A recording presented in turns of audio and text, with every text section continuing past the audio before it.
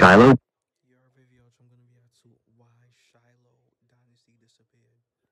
Dynasty disappeared from social media 7 years ago, and still to this day, nobody really knows why. Shiloh's rampant success and cult fan base comes from her posting short clips of her singing on Vine, Instagram, and Twitter. To be exact, she has released just 10 minutes and 8 seconds worth of music, all of which was recorded acoustic in front of an iPhone. She was able to generate millions of record sales, billions of streams, and even redefine. That's impressive, bro. That's impressive. I ain't gonna lie. That's impressive. Entire genre. To this day, she still has 7 million monthly listeners, all by releasing just 10 minutes. And I never heard of like Shiloh Dynasty. I ain't gonna lie. I never heard of her. Like I never heard of her, bro. Never heard of the Shiloh Dynasty. The material. But nobody has seen or heard from her in over 7 years. Today, we are going to find out why. On December 3rd, 2014, Shiloh Dynasty uploaded her very first video on Vine, revealing only half her face, singing an acoustic song in a dark room.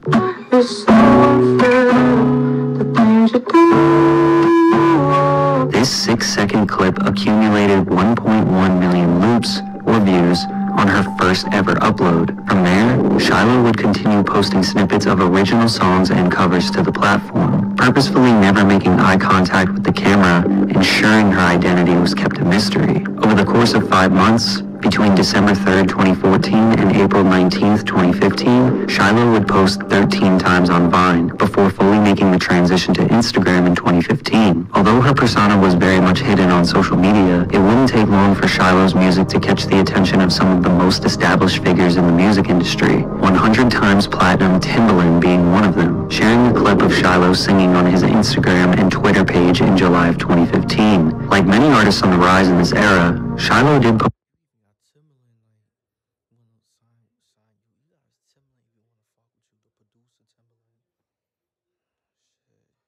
on SoundCloud.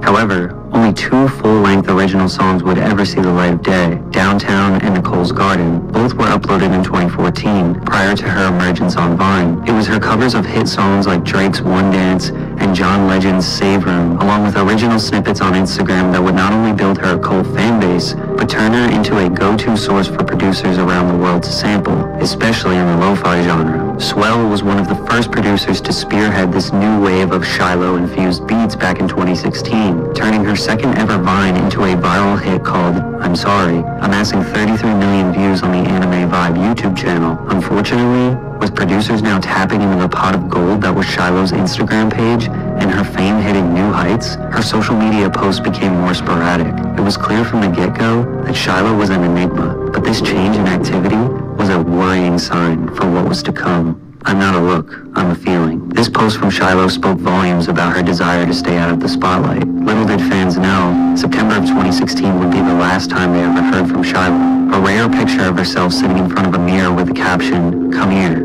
being Shiloh's last ever post. With months passing by and no new music, news, or updates, people began to worry about Shiloh's well-being. Theories of Shiloh passing away began spreading rampantly in her comment sections, and fans were left with nothing but questions. Nearly a year after Shiloh had vanished from the internet, XXXTentacion would go on Snapchat to preview songs off his upcoming album, 17, and fans were very surprised at what they heard. Blowing up on SoundCloud with songs like Look at Me and Take a Step Back, X had made a name for himself screaming over loud and distorted 808s, a distinct sound that many fans were looking forward to hearing across his debut studio album. However, after clicking on his Snapchat story on August 5th of 2017 and taking a few seconds to digest the music he was playing off his MacBook, it was clear he was heading in a very different direction with this project, one that included Shiloh Dynasty. Out of the 11-song track list featuring nothing but emotional cuts from the SoundCloud legend, Shiloh's voice can be heard on 3, Jocelyn Flores, Everyone Dies in Their Nightmares, and Carry On, all sampling old songs from her Instagram page. Jocelyn Flores would go on to be the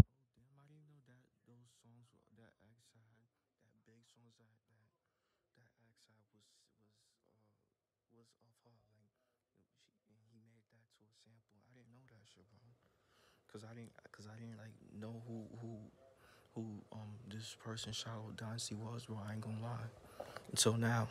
most streamed song on the album with over 1.8 billion streams on Spotify and helped the project go 2 times platinum. The single Jocelyn Flores is almost certified diamond. There was undoubtedly a special connection between X and Shiloh musically, but many fans wondered if they ever met in person or had any sort of relationship. Luckily, XXXTentacion's producer and friend John Cunningham would clarify this years later during a Reddit AMA, stating the following: "I was with Ja and Shiloh while they made Everybody Dies in Their Nightmares and Carry On in LA back in August. Shiloh's an amazing person." So fans knew for sure that she was alive. This also raised the theory that Shiloh possibly re-recorded her part in the studio with X, but that's unconfirmed. One thing that may have confirmed though regarding Shiloh is her gender. Up to this point in time, no one knew for sure if Shiloh was a boy or a girl, yet when X was asked on Instagram Live what he mostly likes about Shiloh, he referred to Shiloh as she.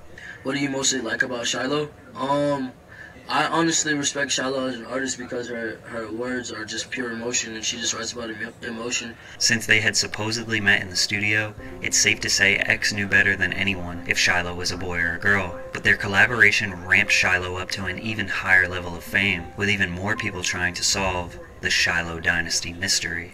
One of the first clues to help solve this mystery was found in the writing credits of X's album 17. Among the songs that include Shiloh Dynasty samples, it lists Jase Onfroy, which is X's real name, and a person by the name of Sierra Nicole Sims. To many people's surprise, Shiloh was not her real name, Sierra was. For such a reclusive individual, using a stage name made sense. Yet even with her real name being spread across Reddit and various comment sections, the mystery continued. Shiloh was careful not to leave any traces of her personal life behind online, and even cut ties with the few individuals that knew her back in school, such as Devin Johnson. Last time I've heard from Shiloh was 2016, and after that, I thought Shiloh had died. Since nothing was really found under her real name, theories started to spread that she was now posting under the alias Graffiti Egypt. The two share similar features, and Shiloh did follow the account on Instagram, however it was debunked shortly after. Another clue that was uncovered around the time was fans discovering her legal business, Shiloh Dynasty LLC. This became a way for fans to know that she was alive and still doing some sort of music business,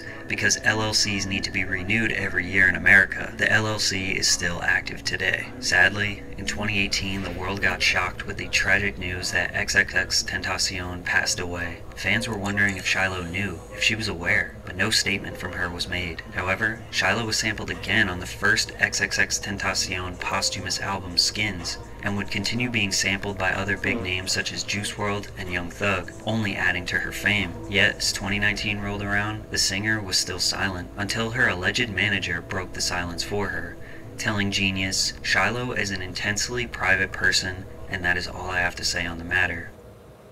For such a private individual, her music was now being heard by more people than ever. Along with X and Juice collaborations, Shiloh gained 7.4 million monthly listeners on her Spotify page, one that quickly became a stomping ground for lo-fi producers looking to use her name for clout and streams. By tagging Shiloh as a featured artist and sampling her work, producers are able to get their songs to appear on the verified Shiloh page, a literal streaming cheat code. If you compare any of the songs these producers have made with a Shiloh sample to their songs that don't have a Shiloh sample, the numbers aren't even close. That's not to say that sampling is a bad thing. In fact, it's been a crucial part of music for decades. It really just raises the question, if everyone is sampling her work, who's making the money? This article, posted to Billboard in September 2022, highlights a lawsuit over Shiloh Dynasty and Swell's 2016 hit song, I'm Sorry. According to Swell's label, there is an agreement in place between the artist, Swell and Shiloh, for the clearance of the sample used in Swell's song, and Shiloh's representation, Create Music Group, falsely claimed the song, collecting revenues since June of 2020. With this information, it's fair to assume Shiloh is working with the music distribution royalty collection company Create in order to get paid for her work. And we'll never really know what's going on behind the scenes, but I just personally doubt that every single person sampling Shiloh and doing official releases with her are also fairly compensating her monetarily. I just don't think Shiloh cares to stop it. Just a few months after this lawsuit took place, something bizarre happened on the Shiloh Dynasty YouTube channel. After 6 years with no activity, a full-length album titled Tastes Like Velvet was uploaded. Fans were confused to say the least, with many believing she was finally back. 9 songs long, the album is filled with what sounds like full-length versions of some of her. And those numbers did good. Those songs did good view-wise, bro. A person that was absent for mad long, like Deb, and came back and well not came back have somebody like upload your music for you. Wow, bro. And then those music did like mad views, bro. They did good after like a 6-year absence. Iconic Instagram Vine clips. However, after reading through the comment section and going through the Shiloh Dynasty subreddit, the truth behind this album starts to become more clear. Shiloh Dynasty allegedly never had a YouTube channel, so the owner of this channel is unknown. And according to the subreddit, the Tastes Like Velvet album was purchased via a group buy on Discord, orchestrated by the die-hard Shiloh fans. One of the mods on the subreddit revealing that, "We managed to acquire the tracklist a long time ago and the album cover art, as it was previously released by Shiloh on Instagram before she deleted the post." Keep in mind that was in 2016. The group buy allows the community to work together for a common goal and allows us to hear music that was supposed to be lost for 6+ years. Around the same time this supposed group buy was taking place, Shiloh's Instagram was deactivated, possibly deleted forever. The demand for Shiloh's music is unprecedented. She released a handful of Instagram videos 7 years ago, which totaled around 10 minutes of music material, and that was enough for her to earn a diamond single, develop an entire Reddit fanbase trying to discover who she is, then them buying a full-length album of supposed leaked or stolen songs, and an entire genre of lo-fi producers getting thousands, sometimes millions of streams just by sampling her. She never did an interview, never posted anything about her real life, basically never posted a full song, never gave us a backstory, never said why she makes music, never said what her goals and aspirations were, never thanked anyone for support, never even confirmed that she was a real person. She posted 10 minutes of material and disappeared. And the quality that she created in those short 10 minutes have built her a career from the shadows. That's the vid, bro. Like, yeah, what y'all think about this Shiloh Dynasty like person, bro? Like, honestly, like I never heard of her until now, bro. Now, like now I hear about it. Like, never heard of her until now. I ain't gonna lie, like, and I don't know, bro. I don't know, bro. Like, she she's a private person, like she obviously a private person. She obviously don't want attention. Like, she obviously do not like that attention, like, to her, bro. So, yeah, bro, she probably antisocial for all we know. I mean, clearly she is, cause, but yeah, bro, like, make sure y'all like, comment, subscribe. You know the vibes. If you're just checking out, you are.